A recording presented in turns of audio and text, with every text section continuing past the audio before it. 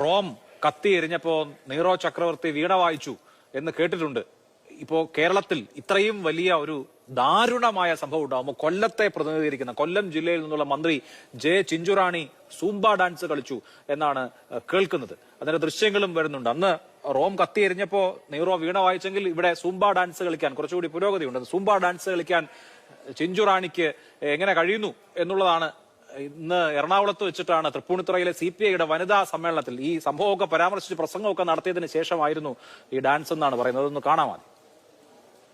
അപ്പൊ അത് ആരെങ്കിലും അധ്യാപകരുടെ കുഴപ്പമൊന്നുമില്ല. പക്ഷെ നമ്മുടെ കുഞ്ഞുങ്ങൾ കളിച്ച് ഇതിന്റെ മുകളിലൊക്കെ ചെന്ന് കയറുമ്പോ ഇത്രയും ആപൽക്കരമായിട്ടുള്ള സംഭവങ്ങൾ ഉണ്ടാകുമോ എന്ന് നമുക്കറിയുമോ? നമ്മളൊക്കെ അന്തിച്ചു പോകും. ഒരു കുഞ്ഞ് രാവിലെ സ്കൂളിൽ ഒരുങ്ങിപ്പോയ കുഞ്ഞാണ്. ആ കുഞ്ഞ് മരിച്ച് തിരിച്ചു വരുന്നൊരവസ്ഥ.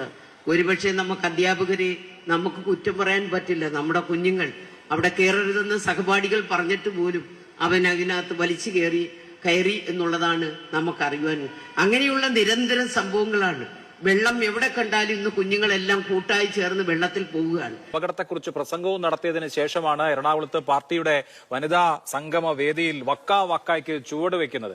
കൊല്ലം ജില്ലയിൽ നിന്നുള്ള മന്ത്രിയാണ് മന്ത്രി ജെ ചിഞ്ചുറാണി. CPIയിലെ വനിതാ നേതാക്കൾക്കൊപ്പം ആ വേദിയിൽ സൂംബ ഡാൻസിന് ചുവടുകൾ വെച്ചത്.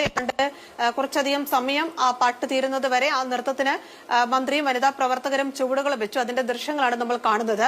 അതിനുശേഷമാണ് അതേ വേദിയിൽ സംസാരിച്ചപ്പോഴാണ് രാഷ്ട്രീയ പ്രസംഗമൊക്കെ നടത്തി. അതിന്റെ ഏറ്റവും ഒടുവിലായാണ് മന്ത്രി ഈ സംഭവത്തെക്കുറിച്ച് സംസാരിക്കുന്നത്. വെറുമൊരു കളിയല്ല, അത് പന്ത് കളിയല്ല, അത് ചെരുപ്പ് കൊണ്ടുള്ള കളിയായിരുന്നു. അതിനിടയിൽ കളിച്ച് ചെരുപ്പ് ഷെഡിന്റെ മുകളിൽ ചെന്നു വീണു. ചെരുപ്പെടുക്കാൻ പോയപ്പോൾ കാല് തന്നെ കയറി പിടിച്ചത് ഈ ഇലക്ട്രിക് കമ്പിയിലായിരുന്നു. കുട്ടി മരിച്ചുപോയി. അത് അധ്യാപകരുടെ കുറ്റമൊന്നും അല്ലല്ലോ. ഇത്തരം സ്ഥലങ്ങളിൽ കുട്ടികൾ പോകുമ്പോൾ ആപൽക്കരമായ സംഭവങ്ങൾ ഉണ്ടാകുമോ എന്ന് നമുക്കറിയില്ലല്ലോ. സഹപാഠികൾ കയറരുതെന്ന് പറഞ്ഞിട്ടും കുട്ടി അവിടെ വലിച്ചു കയറി. അത് അധ്യാപകരുടെ കുഴപ്പമല്ലല്ലോ എന്ന വിചിത്രമായ ന്യായം അവിടെ മന്ത്രി നടത്തുന്നുണ്ട്. കൊല്ലം ജില്ലയിൽ നിന്നുള്ള മന്ത്രിയാണ്.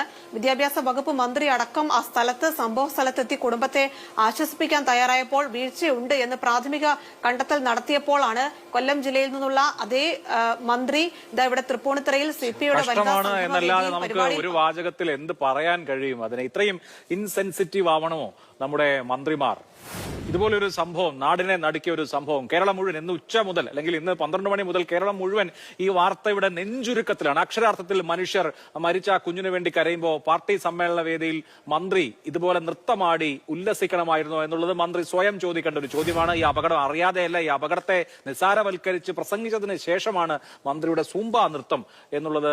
എത്ര കഷ്ടമാണ് ഇവിടുത്തെ അവസ്ഥ എന്നുള്ളതിന്റെ